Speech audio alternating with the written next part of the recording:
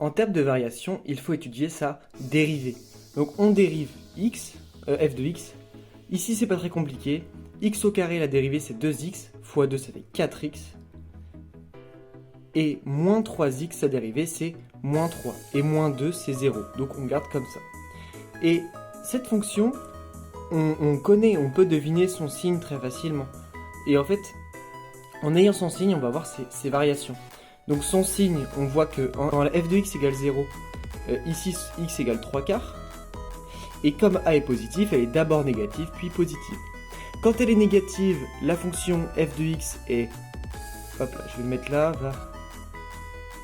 Quand elle est négative, la fonction f de x est décroissante jusqu'à 3 quarts, ici. Et ensuite, elle est croissante parce que f' de x est positive. Troisième étape, on étudie sa convexité. Pour étudier la convexité, ce qu'on fait, c'est qu'on calcule f seconde de x. Donc on dérive f'.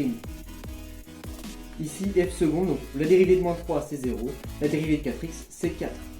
On voit que donc f seconde de x est positif. Donc la fonction est ce qu'on appelle convexe sur R. Donc, convexe, ça veut dire qu'elle est comme ça. Qu'elle forme comme une espèce de bosse. Mathématiquement, on dit que ces tangentes se trouvent sous la courbe. Et si on regarde bien, aucune des tangentes ne passe de l'autre côté de la courbe. Et enfin, la dernière étape de l'étude d'une fonction, c'est d'étudier sa limite.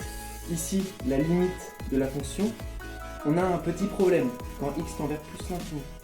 On a un petit problème, regardez. On a l'infini moins l'infini. Et on ne sait pas comment faire ça. C'est une forme indéterminée, on appelle ça. Ce qu'on va faire pour régler cette forme indéterminée, c'est qu'on va factoriser par x au carré. On va forcer la factorisation. Donc ici, ça nous fait x au carré, facteur 2, donc 2 moins 3x sur x au carré, ça fait 3 sur x, moins 2 sur x au carré.